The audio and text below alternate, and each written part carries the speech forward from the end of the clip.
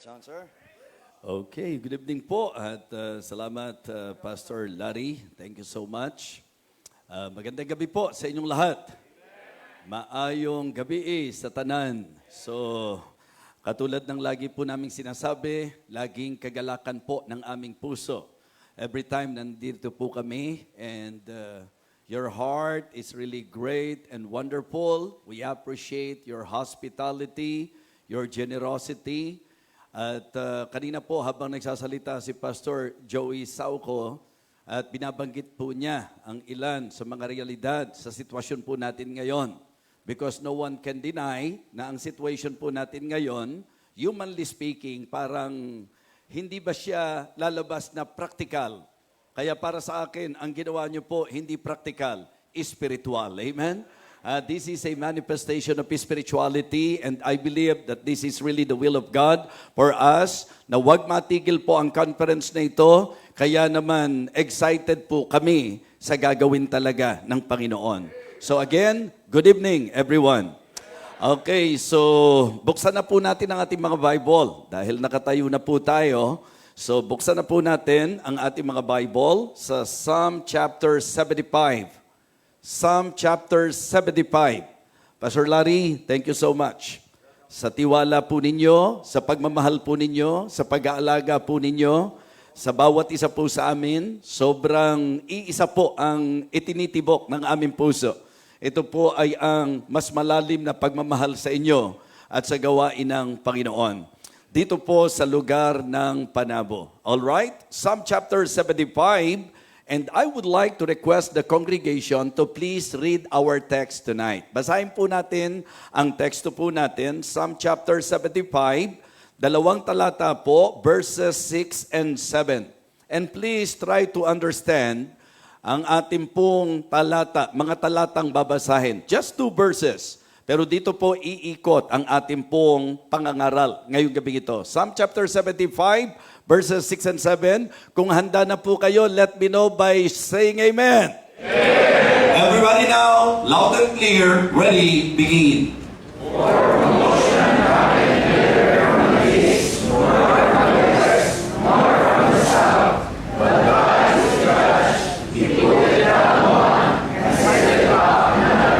For promotion cometh neither from the east, nor from the west, nor from the south.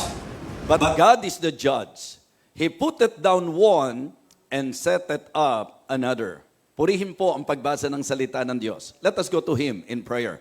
Aming Ama, dakilang Diyos na makapangyarihan sa lahat, salamat po sa lahat ng mga blessings na tinanggap na po namin sa mga pangangaral na aming napakinggan. Thank you for using all the speakers, Heavenly Father. And I pray na ang messages na tinanggap po namin ay magkaroon po ng malakas na impact sa aming pong Christian life at maging sa aming pong church life. And again, I would like to commit to you myself, Heavenly Father. In sharing this message, may you empower me, O God. Ikaw po ang siyang gumamit po sa akin sa iyong makapangyarihang kaparaanan.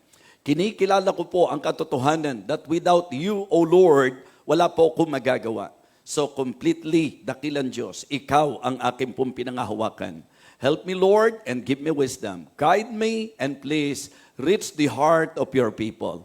Again, bless each and every one of us, O God. For all of these things we ask and pray in Christ's most holy name. Amen. Amen. You may now be seated. Upo na po tayo. Just for you to know, ako po ay merong daily Bible sharing. Ang tawag ko po dito, Believer's Breakfast with BFDB. Ito po ay every 5 a.m. except Sunday. Kasi ayoko pong maging dahilan yung pong Believer's Breakfast para yung dapat sana nagpe-prepare ng Sunday patungo sa church ay malilate dahil po nakinig doon po sa ating pong pag-aaral. Mga kapatid, nung pong Monday, ang totoo niyan, wala na po akong plano na mag-share sa Believer's Breakfast dahil yun na po ang schedule ng aming pong biyahe, ng flight, patungo po rito. But the conviction of the Holy Spirit is very strong and in fact, wala po akong napagbilinan, wala po akong napagsabihan. Monday pa naman. Gusto natin talagang after Sunday, sa ating pong mga pagsisimula sa work o sa kung anumang mga laban na haharapin natin sa isang panibagong linggo na naman, meron po tayong tinatawag na pagsisimulang aral. Parang ganun po. And then, to cut this long story short, kinailangan ko po na mag-share. At alam nyo, doon po sa actual na aking pong pagbabahagi, ito po ang inilagay ng Panginoon sa aking puso. At ngayon naman, sa mga messages na amin pong ibabahagi po sa inyo, ang konbiksyon ng Banal na Espiritu ay napakalakas para ito po ang aking pong pagpasyahan. Okay? For me to decide na itong message na ito ang ating pong tatalakayin. Ang message po natin is about promotion. Patungkol po sa tinatawag nating promotion. Now, pag narinig po natin yung salitang promotion, well, tayo pong mga Kristiyano, kapag ka po meron pong binawian ng buhay, kapag kami namatay, ang sinasabi natin, promoted na siya, nandoon na siya sa langit, di po ba? Well, para sa akin po, totoo yun, promotion din po yun. Okay, pero hindi po yun ang promotion na gusto ko pong ating talakayin ngayon. At marirealize nyo po as you listen to the message na ito po ay very relevant sa pinakatema po natin ngayon. Ang title po ng message na nais ko pong i-share sa inyo ngayong gabi, Experience and Enjoy God's Promotion. Experience and enjoy God's promotion. So dito po sa ating magiging pagtalakay, tingnan niyo po ang sabi ng ating teksto. For promotion cometh neither from the east, nor from the west, nor from the south. Ang sabi ng verse number 7. Ang linaw po mga kapatid, ng sabi po ng verse number 7. But God is the judge. He putteth down one and setteth up another. So ang sesentruhan ko po, ang hamon, encouragement, na akin pong nais ibigay sa inyo. And in fact, samantalang nakikinig po tayo sa mga preachings, lalo na po kaninang umaga, mula po doon sa unang mensahe. Actually po, may paborito na pong professor, si Pastor Larry. At yan po ay si Pastor Dong. Meron na rin pong principal. Yan po ay si Pastor Boots. Ako siguro doon sa pupil, mga kapatid. Ano ho? Pagka tinignan niyo po ako, okay, tapos, ang guidance counselor po natin, si Pastor Joey Sauco. So, kompleto na po, mga minamahal. Ang pakinggan niyo po bukas, yung pong PTA president, mga kapatid. Huh? So, kompleto po, ang team po namin ngayon, dito po. Mga kapatid, mga minamahal, magandang makita po natin ngayong gabi na sa buhay po natin, ang totoo po niyan, ang Diyos ay may magandang plano sa bawat isa. It is good to always put in our mind, mga kapatid, na kung ang Diyos ang pag-uusapan natin, isang bahagi at pinakamahalagang bahagi na tayo po ay Kanyang iniligtas. Ang ating kaluwasan ang pinaka-importante among all blessing. Sa daghang panalangin sa imong kinabuhi, sasabihin ko po na ang pinakamalaki, ang daghang panalangin sa imong kinabuhi ay ang kaluwasan. Amen? Sapagkat yan po ang main reason, ang purpose why our Lord Jesus Christ came. Para tayo po'y masave. Pero nilinaw ko po sa inyo that even tayo po'y saved na, pero nandito pa rin tayo sa lupa. Ano ngayon ang gagawin natin dito? So yun po ang reason kung bakit sinasabi po natin ang gusto ng Panginoon mai-accomplish at mai-serve ang purpose ng ating buhay.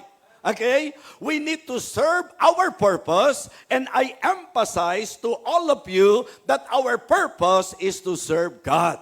Pero sa usapang nais ng Panginoon na gawin sa atin, doon po sa clear na sinabi po ng John chapter 10 and verse number 10. John chapter 10 and verse number 10. The thief cometh not, but for to steal and to kill and to destroy. Ano po ang sabi ng ating Panginoong Jesucristo? I am come that they might have life and that they might have it more abundantly. It is one thing for us na i-enjoy natin na save tayo, Pero maganda rin po na sa ating pong buhay bilang mga saved, ma-realize at ma-experience po natin yung pong blessing ng ating Panginoon. Amen? So dito po sa ating tatalakayin, I want all of you to listen very carefully for you to understand and appreciate the will and the plan of God in our lives. Sa usapang promotion, meron pong iba't ibang area ng buhay po natin. Pag pinag-usapan natin ng promotion, mga kapatid, mga minamahal, meron po tayong tinatawag na promotion in position. Diba? Promotion in position. Well, even in secular world, alam po natin yan at yan ang ating pong eagerness. Ang typical na empleyado, isang katuwaan po niya na siya po ay ma-promote sa usapan ng posisyon. Na siya po ay maitaas doon po sa kanyang posisyon.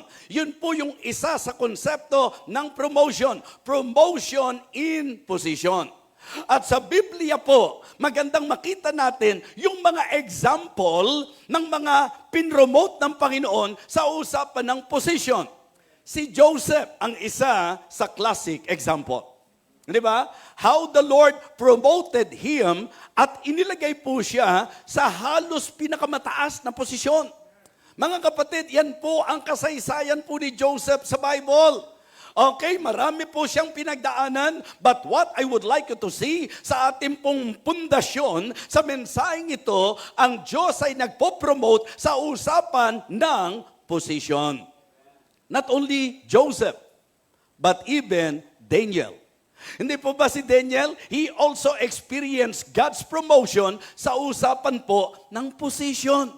Considering na sila po ay nasa Babylon, mga kapatid. Kaya mga Kristiyano, pakinggan nyo pong mabuti ito. Bilang mananampalataya, hindi po natin maiiwasan na nandito pa rin po tayo sa mundo. Alam po natin, mga kapatid, na ito pong si Joseph ay napunta sa Egypt. At hindi yun ang lugar ng mga masasabi nating bayan po ng Panginoon. Pero dinala po siya ng Panginoon doon sa plano ng Diyos na siya po ay i-promote. Amen? Now, Babylon, alam po natin na yan ang naging lugar nito pong si Daniel at sa kabila po ng kung tutuusin, sila po ay hindi po talaga Babylonian, mga kapatid. Pero pinakita ng Diyos na sila po ay naipromote. Ang ibig ko pong sabihin, kahit na po ikaw ay Kristiyano at nagtatrabaho ka dito sa sanglibutan, sa usapang promotion, ikaw ay po pwedeng iangat ng Panginoon. And I remember again and again, maririnig niyo po na ang challenge at encouragement ni Pastor Joey Sauco, mas maganda na kung ikaw ay Kristiyano, hindi dapat ang kalagayan mo sa mundong ito, ikaw ay nasa ibaba. Magandang sa mundong ito, makita nila na ikaw ay masasabi nating outstanding. Amen? It is good to somehow pray to God na sa mundong ito maipakita na iba talaga ang gawa ng Diyos sa buhay ng mga Kristiyano. Amen? Even David. Alam natin na sa usapang promotion, di ba? The Lord promoted him sa kanyang naging posisyon. So, si Joseph, si David, si Daniel, mga kapatid, ilan po yan sa mga halimbawa? Again, okay, please bear in mind na sa usapang promotion, ang isang area na kung saan magandang maranasan po natin yung promotion ng Panginoon in position. Ikalawa po, it is also good to learn and understand that in the Bible, sa usapin ng promotion, meron din pong promotion in possession. Ibig sabihin po sa kabuhayan, sa mga tinatangkilik po natin sa buhay na ito. Mga kapatid, hindi alangan, hindi masama na ang Kristiyano ay maging mayaman kahit sa usapang material at sa kahit usapang pinansyal. Amen? Imagine, ang Diyos ang pinakamayaman sa lahat. Tapos sabi mo, Kristiyano ka. Ibig sabihin, anak tayo ng pinakamayaman sa lahat.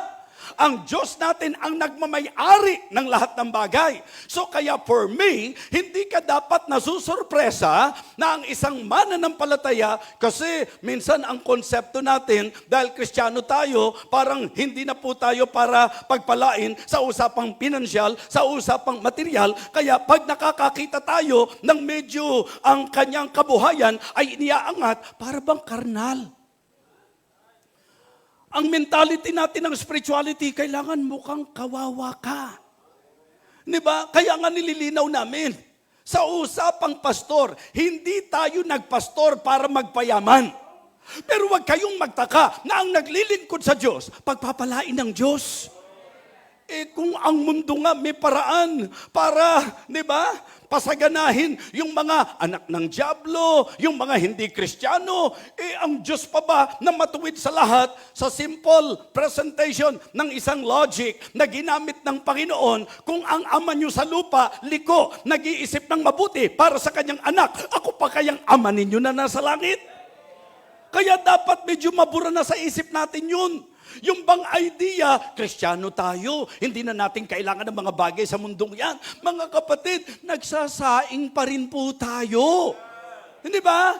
Ibig sabihin, bibiyahe pa rin po tayo. Mga Kristiyano, isang bagay na gusto kong maintindihan po natin na sa usapang promotion, isa sa pagpapahayag at isa sa pamamaraan ng Diyos sa pagpapromote ng kanyang anak, itinataas niya ang antas ng ating kabuhayan. Minsan kasi yung mga mentality ganyan, delikado eh. Meron po akong minsan nababasa, di po ba? Nakalagay po doon sa kanilang quotation. If God is blessing you, di ba? Do not raise the standard of your living. Raise the standard of your giving. Mga kapatid, hindi naman ikaw ang nagtataas ng standard ng living mo eh. Ang Diyos ang nagtataas ng standard ng iyong pamumuhay. Kasi nakasalalay po ang pangalan ng Diyos. Pag nakakita kayo ng bata na pinababayaan po natin na nangihingi ng pera sa daan o nagmamakaawa o nanglilimos, kung ikaw ang magulang niyan, malalagay ka sa kahihiyan. Hindi po ba? So kaya para sa akin po, dapat pag anak ka ng Diyos, para hindi naman malagay sa kahihiyan ng Diyos, ipakita mo naman na pinagpapala ng Diyos ang kanyang mga anak. Mas maganda po na tayo po yung nagbibigay kaysa tayo po yung nasa kagipitan at nasa pangangailangan. Kaya mga kapatid, kahit sa pastor, minsan po, mga mananampalataya, sinasabi ko sa inyo, may mga pastor kasi na minsan sour graping. Diba? Ang ibig sabihin po, may mga pagkakataon na, like for example, I must admit, saan po kami nanggaling? Saan po kami nagsimula? Lalo na po nung nasa early years kami ng buhay sa ministry. Hindi po nakita ng marami lahat ng aming sakripisyo, lahat ng aming paghihirap. Kaya lang, tinawag kami ng Panginoon eh. Sabi ko nga, kung ang mga Kristiyano pagpapalain niya, lalong wag kayong magtaka na yung mga nanampalataya nagtiwala na nung tinawag niya nagsuko ng buhay, lalong wag kayong magtaka na pagpapalain ng Diyos yung pong sumunod at nagbigay ng buhay sa Kanya. Amen? Ang totoo niyan, pati mga mananampalataya, ginagamit ng Diyos para pagpalain ng Diyos ang Kanyang mga tinawag. Amen? Yes, alam niyo po ba na pag inaral natin sa Bible, si Solomon, kung tutuusin, nung siya'y binigyan ng pagkakataon para magkaroon ng tinatawag na request, kung ano ang nais niya, ano po hiniling ni Solomon? Wisdom. Pero anong naging kapasya ng Panginoon? Even wealth, even riches, ibinigay ng Panginoon sa kanya. Mga kapatid, hindi po kami nagpastor para sa pera. Kami po'y nagsuko ng buhay sapagkat tinawag kami ng Panginoon. At ang prayer namin, gamitin ng Panginoon ang aming buhay. Pero ang pasya ng Diyos, hindi lang kami gamitin, kundi kami pagpalain. Alam niyo kung bakit? Napakahirap naman po na magpipreach ka sa mga tao na ang Diyos natin mapagbiyaya, na ang Diyos natin mapagpala. Tapos tayo po mukhang kawawa. Di ba? Kung ang Diyos natin mapagbiyaya, kung ang Diyos natin mapagpala, mga kapatid, paano ko ipipreach ang mapagpalang Diyos kung ang naririnig ng mga tao sa akin, ako'y kawawa? Alam niyo po, 3 linggo na po kaming hindi kumakain. Di ba? Alam niyo po, by faith lang po talaga kami. Talagang biyaya lang po ng Panginoon. Isipin yung mabuti. Ang sabi mo by faith, ang sabi mo biyaya ng Panginoon, tapos 3 linggo ka nang hindi kumakain. Sana at least 2 linggo lang.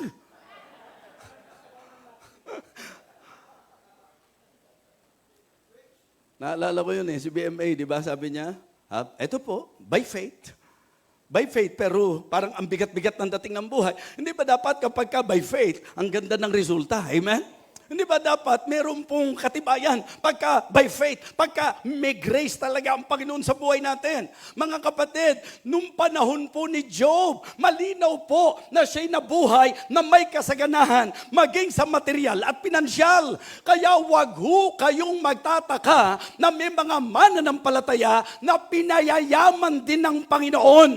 At yan nga po ang isa sa magandang masasabi po nating patotoo na alam natin yung ating humble beginning. But because natutunan natin ang prinsipyo, in-apply natin ang turo ng salita ng Diyos, because of that, mula sa mababang kalagayan, itinaas ka ng Panginoon. Mula sa mahirap na pamumuhay, pinasagana ka ng Panginoon. Ang tawag po dyan, promotion. At ang ibig sabihin yan, promotion in possession. Yes. Kaya wag niyo pong ganun titingnan. Tingin ko sa pastor na to, spiritual to. Kasi lukot-lukot yung damit niya eh. Di ba? Parang yun yung nagiging panukatan. Mga kapatid, dinaanan po namin lahat yan.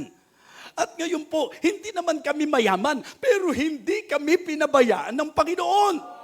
Kumbaga medyo, kung magiging honest kami, umangat na. Sasabihin natin, pag pinagpala ka ng Diyos, wag mong itaas yung standard of your living. Dapat yung standard of your giving.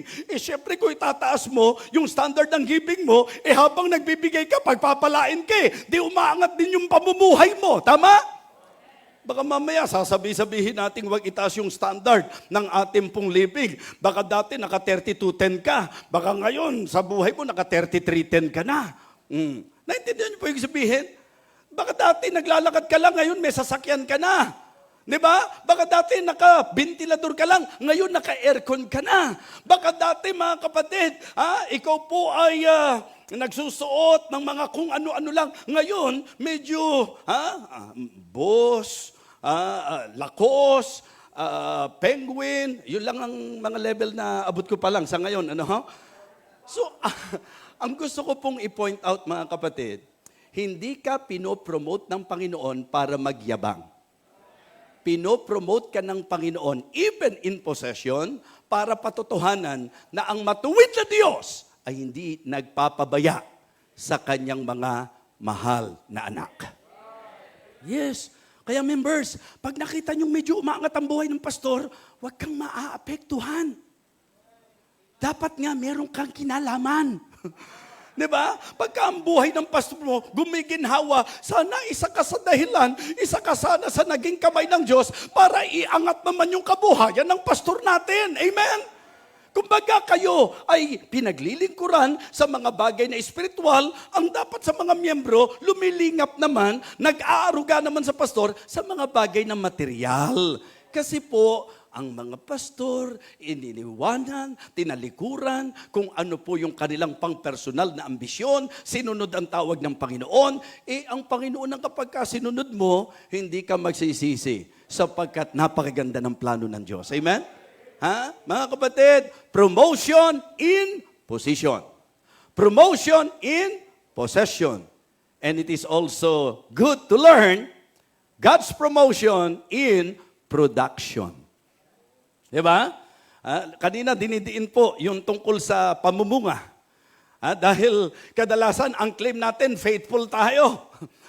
Pero ang manifestation nito, ang malaking magkaugnay, sa pamumunga po, malaki ang kinalaman ng faithfulness. Kaya medyo questionable yung faithfulness kung walang bunga. Ha? Kapag ka sinasabi mo, faithful ka, pagka lagi mong binabanggit na faithful ka, pero hindi ka mabunga, baka mga kapatid, hindi po tunay na tayo po ay faithful. Sapagkat sa Biblia po, maliwanag that a faithful man shall abound with blessing. So dadaanan natin yan, bibigyang pansin po natin yan, pero gusto kong sabihin sa inyo na sa tatlong aspetong ito, tayo po ay ipinopromote ng Panginoon. John chapter 15 and verse number 5. Pinakilala na siya yung vine. Diba? And he that abideth in him, yung nananatili sa kanya, yun daw po ang nagbubunga. Amen? At ang maliwanag na diniin po, kung wala siya, for without me, ye can do nothing. So sa anong tatlong area ng buhay natin, tayo po'y ipopromote ng Panginoon? Position, possession, and in production. Ibig sabihin, sa buhay Kristiyano natin, maganda po na tayo po sa ating naging pagsisimula, kung paano tayo nagsuko ng buhay, hindi po pwedeng sa paglipas ng maraming panahon, walang nangyayari sa ating pong mga ginagawa. Magandang nakikita po ang bunga ng ating mga gawa. Amen? Mga kapatid, maliwanag po ang ating pinakatema. Faithful in obedience. Fruitful in service. So, tatlong bagay po ang nakita natin. Promotion in position, in possession, and in production. So, ang ating pong talata, ang teksto po natin, maliwanag po. Magandang ang pag natapos tayo, memorize mo na tong ating teksto eh. For promotion cometh neither from the east, nor from the west, nor from the south. Anong ibig sabihin? Merong hindi isang binanggit eh. North. Amen? For promotion cometh neither from the east, nor from the west, nor from the south. Meaning, saan galing? But God is the judge. Diba? He put it down one and set it up another. So the first point that I would like to share with you tonight is the source of promotion. Ang pinanggagalingan. Hindi kailangan maghukay, hindi kailangan magpakalalim. Ang linaw po ng sinabi ng talata, for promotion cometh neither from the east nor from the west, but God is the judge. He putteth down one and setteth up another. So ang source ng promotion ay walang iba kundi ang ating Panginoon Diyos. Amen? Meron pong dapat maintindihan ang mga mananampalataya. Hindi po ikaw, hindi ako. May Diyos na nagtataas. May Diyos na nagbababa. Kaya sa usapan ng promotion, ang source, ang Panginoon. Huwag niyo pong iisiping aangat ang ministry niyo dahil sa mga churches na tutulong sa inyo.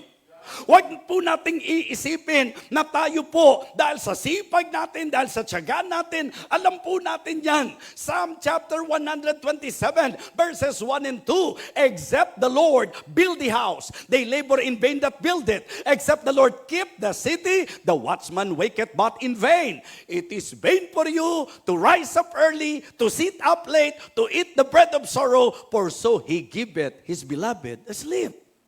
Mga kapatid, ang usapang promotion, ang source ay ang Diyos.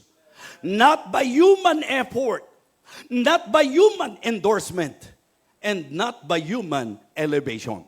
Ibig sabihin po, ang usapan ng promotion, hindi sa tatrabahuhin mo, hindi sa pagtsatsaga mo, hindi sa pagsisikap mo. Please don't get me wrong. Hindi mali na magtiyaga. Hindi mali na magsipag. Hindi mali na maging masigasig. Hindi mali na magtrabaho. Pero mali na isipin mo na aangat ka dahil dyan ang ating pag-angat nakasalalay sa source.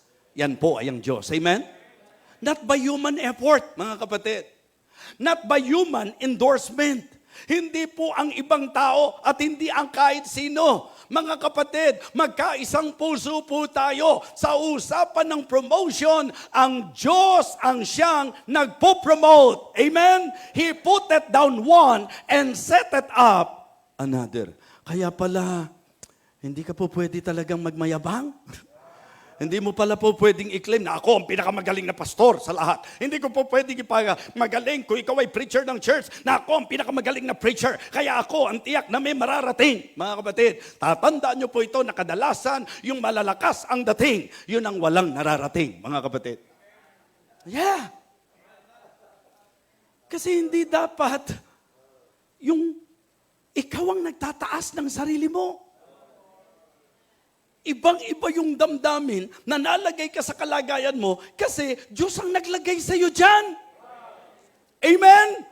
Di ba? Hindi ang kahit sino. Nakakatakot pag tao lang ang naglagay sa iyo. Pagka hindi kayo nagkaintindihan ng taong yan, tapos ka, mga kapatid.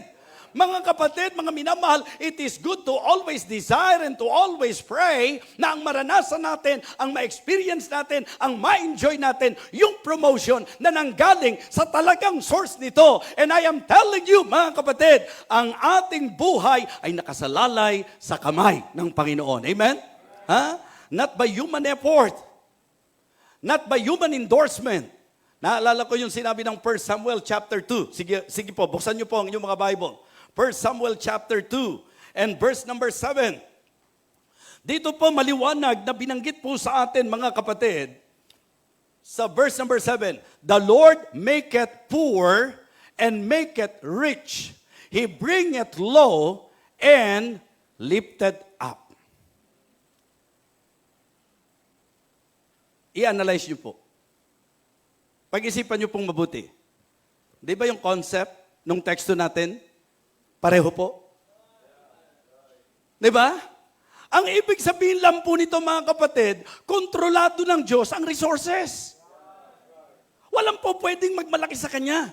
Hindi ka po pwedeng magmataas. Mga Kristiyano, kung ikaw ay pinayaban ng Diyos, lalo mong kilalanin ng Diyos sa buhay mo. Huwag yung pagka ikaw ay yumaman, tataas ka at sasabihin mo na katulad ng naging warning ng Panginoon sa kanyang bayan na baka matapos na ipagtayo ko kayo ng bahay, baka matapos na kayo ay aking pakainin ng mana, baka pagkatapos na kayo'y paranasin ko ng maraming blessing, sasabihin nyo sa sarili nyo, I have gotten me this wealth.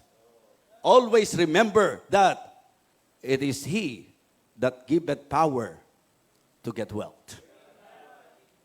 Ha? Nasa control ng Panginoon ang resources.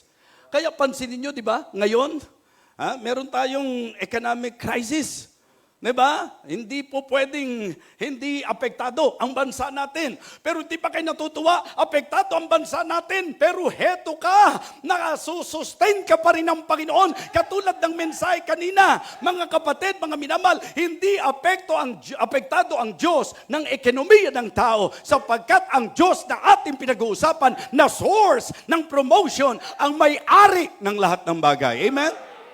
Mga kapatid, God controls resources and riches.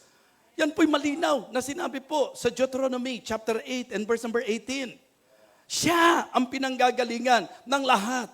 Kaya nga sabi ko po sa inyo, we should praise the Lord. Kapag tayo po ay binigyan niya ng anumang pagpapala, let us develop the attitude of gratitude. Ang ibig ko pong sabihin, always acknowledge the source, always acknowledge the giver.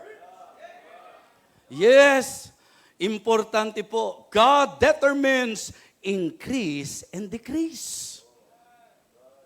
Naku, napakadali sa Diyos na kung gusto niyang pagpalain ka, napakadali para sa Diyos na pagpalain ka. Makikita niyo lang po ang dahilan sa magiging bahagi pa ng ating pag-aaralan. Yung bakit tila nagiging mabigat yung blessing. Bakit, mga kapatid? Masasagot po yan sa mensahe natin kung hindi kayo uuwi kaagad ngayong gabing ito. Di ba? Mga kapatid, God is the source of every blessing. Kinikilala po ba natin yan? Remember King David? When he encouraged the people, ang sabi niya, nagpapasalamat tayo sa Panginoon. Now thank we God. Di ba? We thank thee and praise thy glorious name. Alam nyo, yun po yung record ng Old Testament, cheerful giving. Yung pong 1 Chronicles chapter 29, Na sinabi po sa verse number 9, then the people rejoiced, for that they offered willingly, because with perfect heart they offered willingly unto the Lord, and David the king also rejoiced with great joy. Ang sasaya po nila na ginawa po nila ang paghahandog, ang pagbibigay, ang pag-aalay. Alam nyo kung bakit? Kasi nga po, sa puso po nito pong si King David, he acknowledged that God owns everything. Amen? Yan po ang maliwanag na sinabi po ng 1 Samuel o 1 Chronicles chapter 29. Pansinin niyo po ang sabi ng verse number 10. Wherefore David blessed the Lord before all the congregation, and David said, Blessed be thou, Lord God of Israel, our Father forever and ever. Verse number 11. Thine, O Lord, is the greatness, and the power, and the glory, and the victory, and the majesty. For all that is in the heaven and in the earth is thine. Thine is the kingdom, O Lord. Amen. And thou art exalted as head above all. Verse number 12. Verse number 12, sabay-sabay po. Ready, begin. Both riches and honor come of thee, and thou reignest over all. And in thine hand is power and might, and in thine hand it is to make great and to give strength unto all. We believe in the sovereignty of God. Nasa kontrol ng Diyos ang lahat ng bagay. Sa usaping pagpapala, sa usapang kayamanan, sa usapan sa buhay nating ito, ang Diyos ang may kakayahan na magbaba at siya rin ang may kakayahan na magtaas. Kaya sa James chapter 4, and verse number 6, pinaalalahanan po tayo. Diba? Sa James chapter 4, verse number 6 and verse number 10. Napakahalaga po na dapat daw po maisip natin na ang grasya ng Diyos binibigay niya kanino? Sa mga nagmamalaki? Ha? Kanino ibinibigay ng Diyos? Yung kanyang biyaya. Sa mga mapagmataas? Sa mga nag-iisip na hindi ko kailangan ng Diyos. Maganda ang trabaho ko, mataas ang posisyon ko. Sa isang iglap, po pwedeng lahat ng yan mawala, mga kapatid. Kaya wag na wag. Wag na wag kang darating doon sa punto na lalagay ka sa katayuan na i-resist ka ng Panginoon. Because God resisted the proud, but giveth grace unto the humble. Kaya ano raw ang dapat gawin natin? Humble ourselves. Amen? Verse number 10, James chapter 4 and verse number 10. Ang sabi po, humble yourselves in the sight of the Lord, and He shall lift you up. Isang napakahalagang paalala po. Ang promotion po, hindi natin makukuha sa ating effort, human effort, human endorsement, and human elevation. Kahit anong gawing pagtataas ng tao sa iyo, hindi siya ang Diyos ang may final say. Kaya atin pong i-enjoy ang kabutihan ng Diyos sa ating mga buhay. Amen? So, ikalawa po, unang binigyan pansin natin, the source of promotion. It is divine. It is divine. So, the second point that I would like to give, ngayon pong gabing ito, is the season of promotion. It is determined. Ang ibig ko pong sabihin, meron pong timing. Meron pong panahon ang Diyos. Yan po ang malinaw na sinabi po sa aklat ng Ecclesiastes, na sa lahat ng bagay may panahon at tumatakbong mainam ang lahat ng bagay sa kanyang panahon. Amen? Missionary, huwag naman kauumpisa pa lang ng ministeryo. Ang dami mo na kaagad na gustong makamtan sa buhay mo. Just do the will of God. Just obey God in your life. Be busy in doing His task, mga kapatid, in accomplishing His will, at hayaan mo na yung bahagi ng Diyos. Gawin niya sa panahong tama. Amen? Yes. Meron pong timing sa lahat ng bagay. Kaya importante po, it is good to somehow consider na ang Diyos ang nag-a-appoint, ang Diyos ang nag-a-arrange, at ang Diyos ang siyang umaakto upang tayo po ay kanyang itaas. Mayroong panahon sa lahat ng bagay. Alam ng Diyos yung panahon na kung saan si Joseph, sabi ko nga, kung tayo po si Joseph, Talo, inip dun. Alam niyo po, ibig sabihin ng talo, inip. Isipin niyo po, ang vision ng Panginoon sa kanya, na nanaginip po si Joseph, di po ba? Oh, by the way, it is good to understand na nung panahon po nila Joseph, ang panaginip po ay isa sa kaparaanan ng Panginoon upang kanyang ibigay ang kanyang mensahe. So ngayon po, wag na kayo sa panaginip umasa. Dahil ang panaginip natin ngayon, minsan bunga ng alinsangan, hindi nakapaligo, and then dahil dyan, di ba, nanaginip po tayo. Meron na po tayong Bible. Meron na tayong complete revelation. Hindi tayo naniniwala sa extra biblical revelation. Hindi tayo naniniwala na panaginip ang gagamitin ng Diyos para kausapin tayo. Hindi po pwede. Kaya yung mga nagtayo ng mga relihiyon dahil sa kanilang panaginip, mga kapatid, yun po'y hindi mapangahawakan. Pero maganda lang po maintindihan natin na nung time po nila, clear sa kanila yon na ang Diyos nagpapahayag ng kanyang mensahe. At ito po, anong tawag kay Joseph? Joseph, the dreamer. Okay? Ano po yung message ng Panginoon sa kanya? Pagpapalain siya. Luluhod ang mga tala. Yuyukod ang mga tala. Alam niyo po, kumbaga sa nakinig ng preaching, wow, pagpapalain tayo. Yun ang narinig natin preaching. Tapos pag-uwi niya sa bahay niya, parang kontra ang nangyari. Parang kontradiksyon. Sabi ng Diyos, pagpapalain ako. Ba't pinagkakaisaan ako ng mga kapatid ko? Bakit inaapi nila ako? Bakit pinag-iisipan nila ako ng masama? Bakit ang sasama ng mga ginagawa nila sa akin? Kung ikaw si Joseph, parang may mali yata. Parang hindi yata parang bangungot yata, nightmare yata yun . Mga kapatid, may panahon ang Panginoon. Tama? Alam niyo yung istorya. Didiinan po natin yan.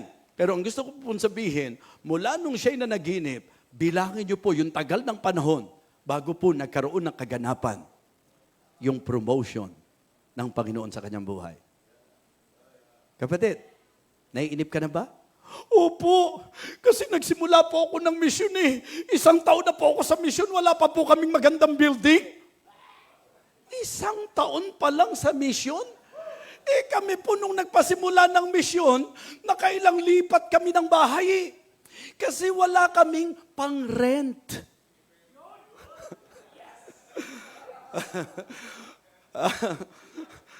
Sa aming Tagalog po, ang tawag namin doon, upa. Okay? Tagalog po yun, Tagalog. Ako po, alam nyo naman ako, Tagalog na Tagalog ako . Kasi po, Bulakenya nanay ko, tapos Bulakenyo ang tatay ko. Kaya nga ako po, purong-puro, Bulukenyo, mga kapatid.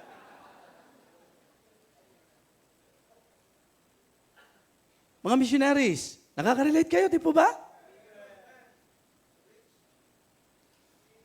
Hirap na hirap kang mag-campaign para makapagtayo doon sa pinarent sa inyong property.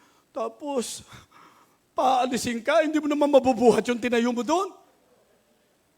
Yung mga sad experiences na meron pong kala mo na save talaga. Naku, ang bait. Inoffer yung kanilang bahay. Nung mga napaganda nyo na, pinaalis ka na ng may-ari. Naranasan nyo ba yan? Samantalang hindi ka naman tinawag ng Panginoon para parusahan. Tinawag ka ng Diyos para pagpalain. Amen? Kaya lang po, may panahon. Ako po, medyo nakahinga-hinga lang po ako ng maluwag. Mga 25 years na po ako nagbiministeryo. 25 years, mga kapatid. Kaya po sa mga nakakita sa akin, sa lahat ng pinagdaanan naming hirap noon, mas mukhang matanda pa ako noon kaysa sa ngayon. Sino ba naman ang hindi magmumukhang matanda sa ganong klase ng karanasan? Hindi ko sinasabing bata ako ngayon. Ang sinasabi ko po, alam niyo po ba yung mga throwback? Ito, pakiusap ko sa inyo, huwag niyo na pong balikan ng kahapon. Grabe po. Isipin niyo, hindi pa ba ang Diyos? May gusto lang pong ituro ang Panginoon. Kasi minsan yung mga experiences na yon ang magre-reveal ng totoong ikaw eh. Kasi pag kami calling, when God called, He enables. Kaya kung sasabihin mo, yoko na, suko na ako, ang hirap pala sa ministry. Bakit dahil hindi kanya naman talaga tinawag? Kaya lang kung babalikan mo, wala namang tumulak sa iyo nung nag-forward ka eh. Kaya ka na lang nag-iisip ng ganyan, sa paningin ka kasi nagbabase. Sa pangyayari ka nagbabase. Mga kapatid, ang dapat maging basis mo, yung calling ng Panginoon. Baka mamaya, nagdududa ka sa calling mo dahil sa kung ano yung hirap na nararanasan mo. Pero mga kapatid, sa timetable ng Diyos, kailangan mo palang maranasan at daanan yan para sa tamang panahon, maipromote ka ng Panginoon. Kasi kung simula po pa lang, ang ganda-ganda ng building nyo, baka ang gaang ng maging tingin mo dyan eh. Samantalang, balik na naman po tayo sa medyo may edad po ng konti. Si Pastor Boots, ilang taon po bago na ipatayo ng Panginoon yung pong napakagandang katedral nyo po? Yung kanilang chapel? 25 years. Nasaan po kayo nung nangyari ang lahat ng yan?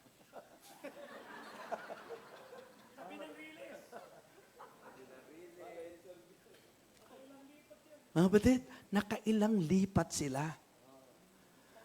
Bukod sa lipat, may persecution pa.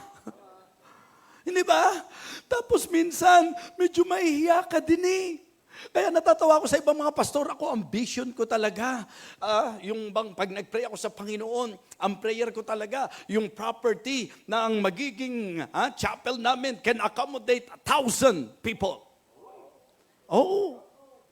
Ilan na ba miyembro nyo? 7. 7 yung miyembro, mga kapatid. Ilang buwan na kayo hindi nakakabayad? 3 pa lang naman. Sipin mo yung pananampalataya mo, 1,000 capacity doon sa building na itatayo, samantalang yung 7. Malaking bagay nga sana yun, doble po, pastor. Mga kapatid, napakahalaga na sa usapan ng tiwala sa Diyos, maghihintay ka sa kanyang panahon. Kala mo lang dapat may building na kayo. Kala mo lang dapat ganito na yung gawain nyo. Kala mo lang. Mga kapatid, alisin mo yung akala. Mabuhay ka. Live one day at a time. Just obey God. Just do the will of God. And in His perfect time, makikita nyo po yan. So napakahalaga po ng paalalang ito. Mga kapatid. Diba? Yung pong sinabi ng 1 Peter chapter 5, verse number 6. 1 Peter chapter 5, verse number 6. Humble yourselves therefore under the mighty hand of God, that He may exalt you in, hindi sa due date. That He may exalt you in due time. Meron pong tamang panahon ang Diyos. Amen? Kasi kahit yung motibo natin, alam ng Diyos kasi kilalang-kilala niya tayo eh. Mga kapatid, humility pa rin talaga eh. Diba? At kapag ikaw ay humble, hindi ka magmamarunong sa Diyos. Hindi mo susumbatan ng Diyos sa sasabihin mo, Panginoon, 10 taon na ako, pero parang walang nangyayari sa gawain. Totoo ka ba sa pangako mo? Mali. Dapat itanong mo sa sarili mo, totoo po ba ako, Panginoon? Tama ba? Mga kapatid, that's foolishness. To question God, kung totoo siya, God is always true to His word. God is always true to His promises. Diba? Ang itanong mo sa sarili mo, totoo ka ba?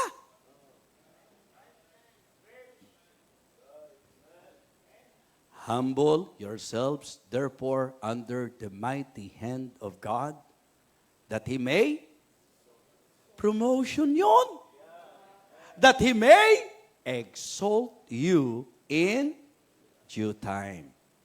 Mga kapatid, God makes all things beautiful in His time. Okay, what is number 1? The source of promotion. It is divine. Number 2, the season of promotion. it is determined. Number 3, the stepping stone. The stepping stones to promotion. It is development. Mga kapatid, 3 bagay ang gusto kong maintindihan po natin. Na sa usapan ng promotion, tiyak po yun. Kung babalikan po natin si Joseph, hindi po right away, nandun na kaagad siya. May stepping stones patungo po doon. Di ba? Mga kapatid, just for you to know, sa gustong pagdala ng Panginoon sa atin, hindi po laging smooth sailing, mga kapatid. Hindi laging patag ang dadaanan. There are rough roads along the way. And I believe, marami po sa atin dito, naintindihan yung sinasabi ko. Ang daming rough roads. Di ba?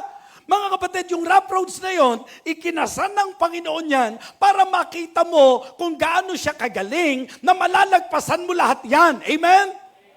Yung iba po, pag nakadaan ng rough roads, ay ayoko na. Saan ka pupunta? Gagawin na lang niya at pupuntahan na lang niya yung gusto niyang puntahan. Kung tinawag ka ng Diyos, ang direksyon na dapat sundin mo ay ang nais ng Panginoon. Amen? God prepares before He promotes. Meron tinatawag na process. So, it is a process. Okay? Yung pong paglago natin sa pamagitan ng mga pagsubok. James chapter 1. James chapter 1. Ano po ang sabi ng verse number 2? My brethren, count it all joy when you fall into diverse temptations, knowing this, that the trying of your faith worketh patience. But let patience have her perfect work, that it may be perfect and entire, wanting nothing. Pagka gulong-gulo ka, hindi mo maintindihan. Mali kasi yung idea na dahil hindi mo maintindihan, ayoko na.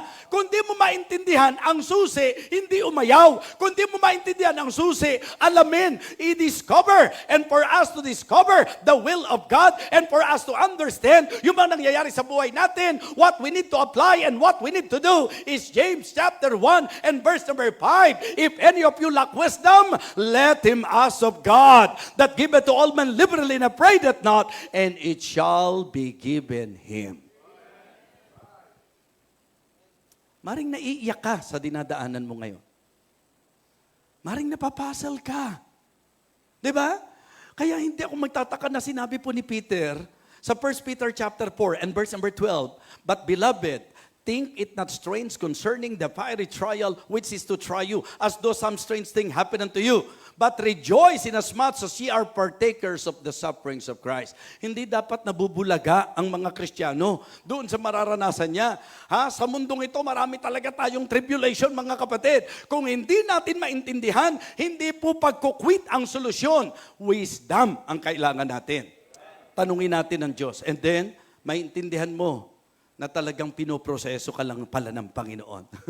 Pinapalis ka lang pala ng Panginoon. Okay, liwanagin ko sa inyo pag ikaw nakakaranas ng hindi bibirong mga pagsubok, that is actually the way of God. Pinapalis ka niya, hindi ka niya pinapaalis. Di ba? Minsan pag nakaranas na tayo mabigat ayoko na. Aalis tayo. Mga kapatid, ang kalooban ng Diyos, maproseso po tayo. Amen? Mga masasabi po nating work in progress po tayo, mga kapatid. Hindi pa tapos ang Panginoon sa atin, kaya tuloy-tuloy lang po. Kailangan lang po natin ng growth sa mga trials natin, guidance sa mga trials natin. Yun po ang kinakailangan, mga kapatid. So napakahalaga na maintindihan natin. Ang promotion po hindi instant, mga kapatid. Opo, hindi po instant yan. Ito po, mga kapatid, ay gradual. Little by little. Amen? Little by little. Okay? It is a process. Number 2, it is proven. Ang promotion po, subok na Nag-aaral ka ba ng Biblia? Nakita mo na Marami pong nakaranas ng promotion. Nag-o-observe ka ba sa paligid? Mga kapatid, ang panabo po ba nung magsimula, ganito na kaagad yan? Hindi po, mga kapatid. Hindi ba? Baka kung babalikan po natin ang mga kasaysayan Yung pong mga chapel ng mga speakers po ninyo ngayon, pinagpala po ng Panginoon na napakagandang chapel. Pero hindi po ito overnight, mga kapatid, nangyari.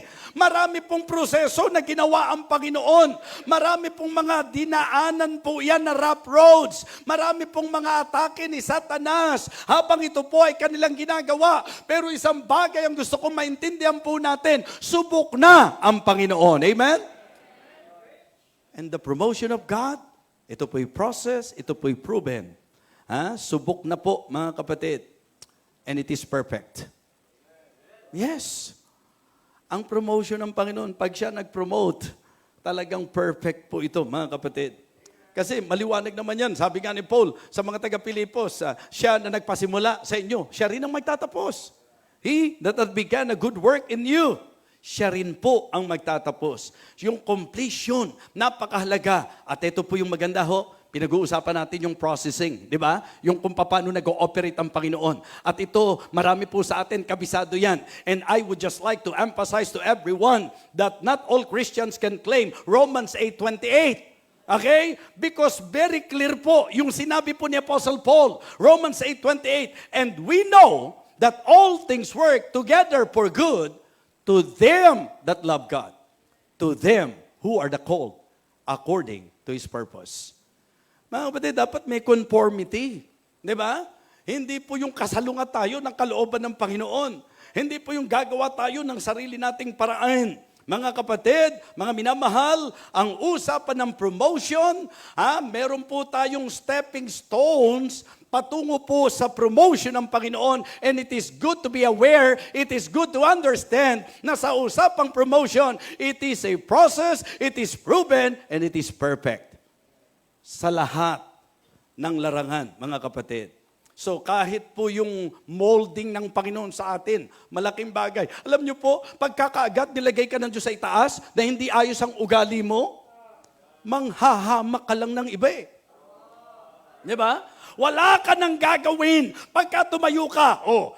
Meron bang mas lalaki ang building kaysa sa amin? Di ba? Ang mangyayari po dyan, pagka hindi ka na-mold ng tama, ipagmamapuri mo yan, ipagmamalaki mo yan. Yung magyabang, yung magmapuri, mali yan. Ang tama, magpatotoo. Amen?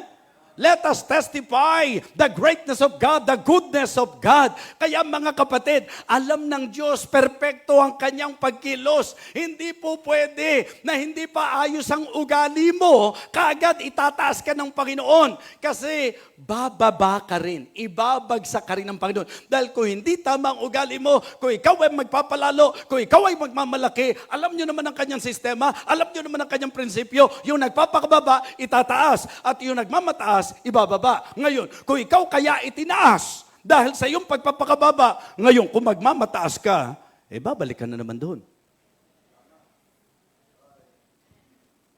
Kaya sabi po nung mga ilan sa mga kaibigan nating pastor, alam niyo po, evangelist, nakakatuwa kasi hindi na rin biro ang ginagawa ng Panginoon sa buhay po ninyo. Kumbaga, mula po doon sa talagang parang, I do not know kung lahat po tayo. Sino po sa inyo? Pastor Joey, Pastor Dong, Pastor Emerson, at sa mga pastors na nandito, Pastor Kaloy, Pastor Darlucio. I mean, sino po sa atin dito na nung nagsimula kayo, alam niyong ganong kalaking building ang ipagkakatiwala ng Panginoon sa inyo? Diba? Sino po sa atin na talagang, actually po, humanly speaking, may mga building talaga na pag nakita niyo po yung chapel, medyo wow ka talaga eh. Na kung saan yun ang dapat. Kasi nga, before, because of the wrong mentality, di ba? Yung mga building na hindi tapos, narinig ko po yung mga kwento nyo yan eh. Yung bang, kapag ka nakakita ka ng tusok-tusok, ano po yan? INC. Di ba? Pag nakakita ka po nung may basketball court sa harap, ano po yun? Mormons. Kapag ka nakakita ka po nung luma, pero malaking, Catholic. Kapag ka nakakita ka raw po ng building, na may mga bakal-bakal pang nakalawit at hindi tapos.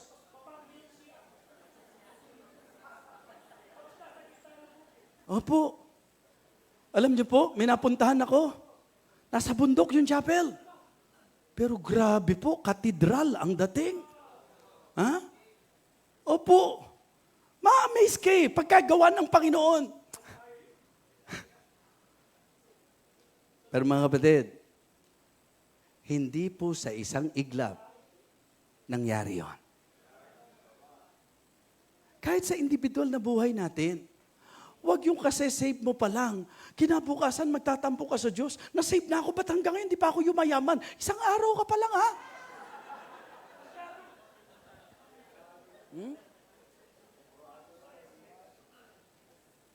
Binigay ko yung tithes ko Pero bakit wala ka agad yung, liglig, sigsik?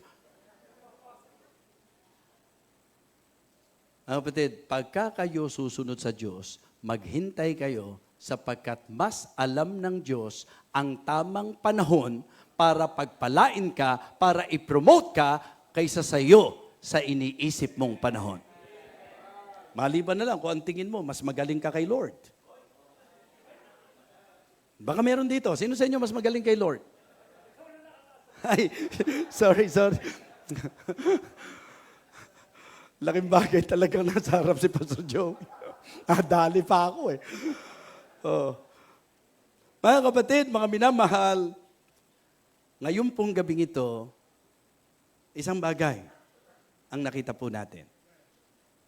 Ang Diyos ay Diyos na nagtataas. And it is good for us to experience and enjoy God's promotion. Hindi pagtataas ng tao. Hindi sa effort mo, kundi sa kanyang kaparaanan at sa kanyang kapanahunan. In closing, it is good to learn kung ano po ang susi upang ako at ikaw ay kanyang i-promote. Number 1, fear God. Matakot tayo sa Diyos. Ikalawa po mga kapatid, follow God. Matuto kang sumunod sa Diyos. Pangatlo po, be faithful to God. Ito pong mga bagay na ito, katulad nga po ng sabi ng mangangaral sa Ecclesiastes chapter 12. Diba? Sa huling 2 talata, let us hear the conclusion of the whole matter. Fear God and keep His commandments, for this is the whole duty of man. For God shall bring every work into judgment with every secret thing, whether it be evil or whether it be good or whether it be evil. And you know what? A faithful man shall abound with blessing. Habang nakikinig po ako kay Pastor Dong kanina, talagang very clear. Hanggang sa narinig po natin yung sumunod na preaching ni Pastor Boots.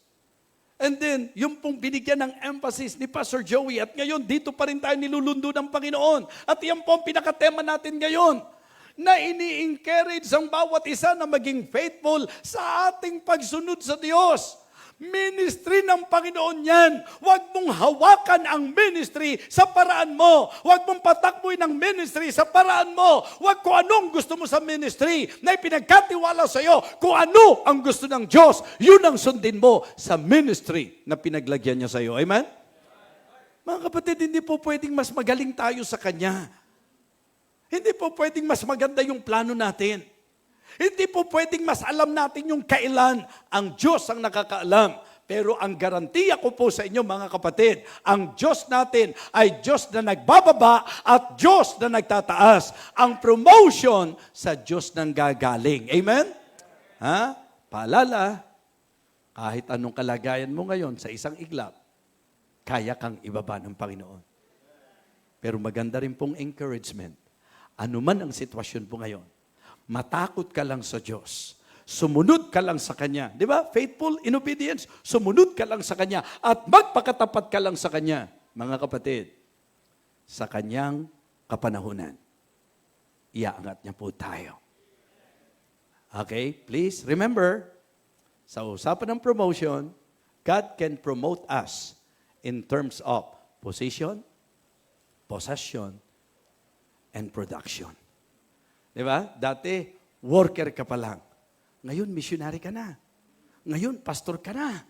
Di ba? Dati, talagang hindi ka makasabay sa awitan sa kongregasyon. Pero ngayon, choir member ka na. Diba? Ngayon, nasa music ministry ka na. Dati, napakamahiyain mo. Ngayon, ikaw pa sumasalubong sa mga tao na umaattend sa church. Dati, hindi ka makapagsalita o natatakot kang tumayo sa harap. Ngayon, lumalakad ka pa at nag-share ka pa at nakapag-aakay ka ng mga kaluluwa sa Panginoon. You can never tell what God can do. You just need to put yourself sa kung ano ang kalooban ng Diyos sa iyo. Mga kapatid, for promotion, sabay-sabay nga po tayo. Ready? Begin. For promotion cometh neither from the east, nor from the west, nor from the south. But God is the judge. He put it down one and set it up another. Tumayo po tayong lahat.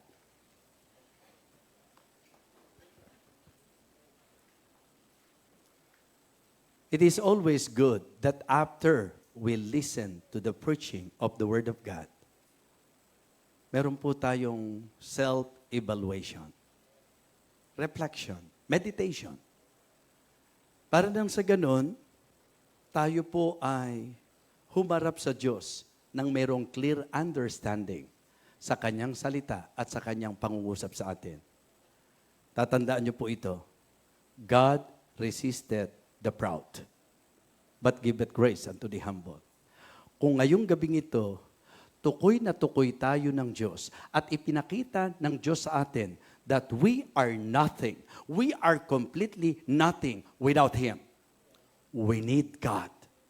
At ang unang hakbang na magagawa mo ay ang kilalanin mo na siya ang source. Ano man ang katayuan mo sa buhay, yan ay nakasalalay sa kamay ng ating Panginoon. Kung itataas ka niya o ibababa ka niya, ang Diyos ang nagde-determine nito. Kung kailan, ang Diyos ang siyang nagpapasya. Kaya ngayong gabi, ang unang magagawa po natin ay ang magpakababa at kilalanin na sa buhay natin bilang Kristiyano, hindi po pwedeng tayo lang. Kailangan natin ng Diyos upang siya ang magtaas sa atin. Pastor, please.